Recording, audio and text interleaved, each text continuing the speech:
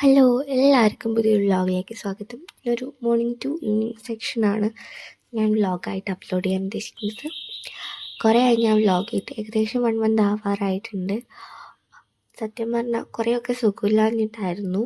പിന്നെ അത് കഴിഞ്ഞ് മഴയൊക്കെ ആയി, കറണ്ടിൻ്റെ പ്രോബ്ലമായി, റേഞ്ച് ഇല്ലാണ്ടായി, അങ്ങനെ കുറേ അങ്ങനെ പോയി. പിന്നെ അതിൻ്റെ ഇടയിൽ ഇവിടെയൊക്കെ വെള്ളം കയറിയിട്ടുണ്ടായി. വീട്ടിലൊന്നും കയറിയില്ല, എന്നാലും ചുറ്റും വെള്ളമൊക്കെ ഇതായി. നല്ല മഴയായി. വയനാട് അങ്ങനൊരു സംഭവമായി. ആകെ മൊത്തം വീട്ടിൽ ചെയ്യാൻ പിന്നെ എനിക്ക് തോന്നിയില്ല. അപ്പോൾ ഇന്നത്തെ ഇടയിൽ ഞാൻ പഠിക്കാൻ ഉദ്ദേശിച്ച കാര്യങ്ങൾ എന്തൊക്കെയാണെന്നുള്ളതാണ് ഞാൻ പറയാൻ പോകുന്നത്. ഇതിൽ കാണിച്ച ആ ഒരു ബുക്ക് എൻ്റെ അച്ഛന് ഏതൊരു അങ്കിള് കൊടുത്തതാണ് മോൾക്ക് പഠിച്ചോന്ന് പറഞ്ഞിട്ട് ഞാൻ വീട്ടിലില്ലാത്തൊരു സമയത്തായിരുന്നു കൊടുത്തത്. അപ്പോൾ ഇപ്പോഴാണ് അതെടുത്ത് ഞാൻ നോക്കുന്നത്. അപ്പോൾ അത്യാവശ്യം സ്റ്റേറ്റ്മെൻറ്റും ഡയഗ്രം ബേസ്ഡ് ക്വസ്റ്റ്യനും ഒക്കെ അടങ്ങിയൊരു, പക്ഷേ ടോപ്പിക് വൈസ് ഒന്നും അല്ല ക്വസ്റ്റ്യൻസ് കൊടുത്തിട്ടുള്ളത്, പക്ഷേ എല്ലാ രീതിയിലുള്ള ക്വസ്റ്റ്യൻ ടൈപ്സും അതിൽ ഇൻക്ലൂഡ് ചെയ്തിട്ടുണ്ട്. ഇന്നത്തെ ടൈം ടേബിളിൽ ഞാൻ ഏകദേശം 8 കാര്യങ്ങളാണ് ഇൻക്ലൂഡ് ചെയ്തിട്ടുള്ളത്. അതിൽ ഫസ്റ്റ് വണ്ണാണ് മോഷൻ ഇൻ എ പ്ലെയിനിലെ ഡേ 1ഉം ഡേ 2ഉം പഠിക്കുക എന്നുള്ളത്. അത് GIB ടോപ്പിക് കൂടിയാണല്ലോ. അങ്ങനെ ഫസ്റ്റ് അത് പഠിച്ചു. ഇതിൽ തന്നെ ഓൾമോസ്റ്റ് കുറേ ക്വസ്റ്റ്യൻസ് ഉണ്ടായിരുന്നു. അതുകൊണ്ട് തന്നെ എക്സ്ട്രാ ക്വസ്റ്റ്യൻ ചെയ്യാനൊന്നുമില്ല, ഇതിലുള്ള ക്വസ്റ്റ്യൻസ് ചെയ്തു വെച്ചു. അത് കഴിഞ്ഞതിന് ശേഷം ഞാൻ ബയോളജിയിലേക്കാണ് കടന്നത്. ഫസ്റ്റ് ആനിമൽ കിങ്ഡത്തിലെ തന്നെ ഇൻട്രൊഡക്ഷൻ പാർട്ടും, അതേപോലെ ഇൻട്രൊഡക്ഷൻ പാർട്ടിലെ ബേസിക് ക്ലാസിഫിക്കേഷനും, അതേപോലെ ഫൈലം, പോറിഫെറ, നിഡേറിയ, ടീനോഫോറ, ഇതാണ് അന്നത്തെ ഡേ പഠിച്ചത്. കുറച്ച് പേര് കമൻറ്റ് ബോക്സിൽ സെൽഫ് സ്റ്റഡിയെക്കുറിച്ച് പറഞ്ഞിട്ടുണ്ടായി. അപ്പോൾ അതിനെ പറ്റിയുള്ള മറുപടി ഞാൻ വീഡിയോയിൽ തരാമെന്നാണ് പറഞ്ഞത്. അപ്പോൾ അങ്ങനെയുള്ള എന്തെങ്കിലും ഡൗട്ട്സൊക്കെ ഉണ്ടെങ്കിൽ ഈ വീഡിയോയുടെ കമൻറ്റ് ബോക്സിൽ കൊടുക്കുക. ഞാൻ ഒരുമിച്ച് എല്ലാത്തിനും ഒരു വീഡിയോ ആയിട്ട് കമൻറ്റിന് റിപ്ലൈ വീഡിയോ ആയിട്ട് ചെയ്യുന്നതായിരിക്കും.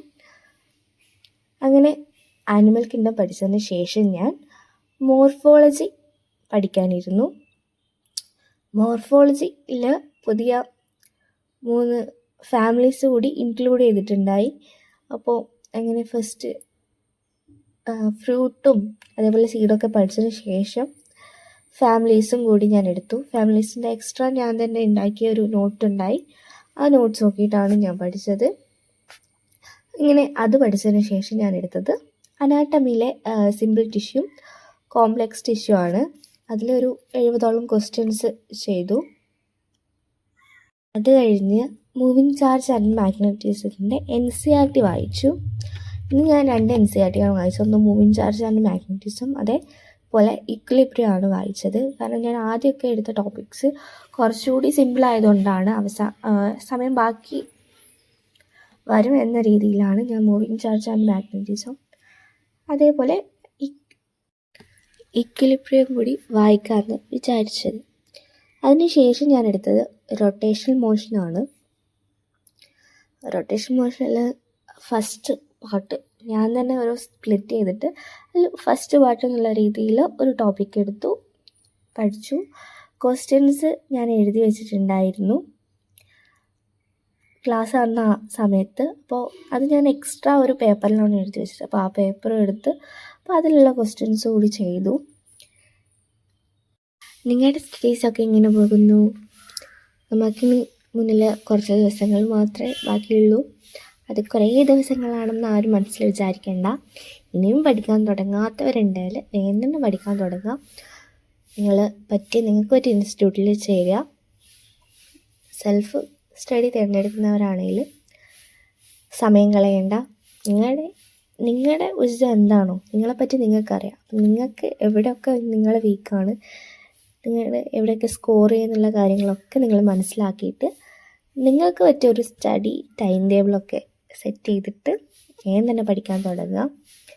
നിങ്ങൾ കൂടുതൽ കാര്യങ്ങൾ കമൻറ്റ് ബോക്സിൽ രേഖപ്പെടുത്തുക. ഒരു ട്രിക്ക് ആൻഡ് ട്രിക്ക് എന്ന് പറഞ്ഞിട്ട് ഒരു സീരീസ് ഞാൻ സ്റ്റാർട്ട് ചെയ്താലോ എന്ന് ആലോചിക്കുന്നുണ്ട്. അപ്പം നിങ്ങളുടെ അഭിപ്രായം കമൻറ്റ് ബോക്സിൽ അതിനെക്കുറിച്ച് പറയണം.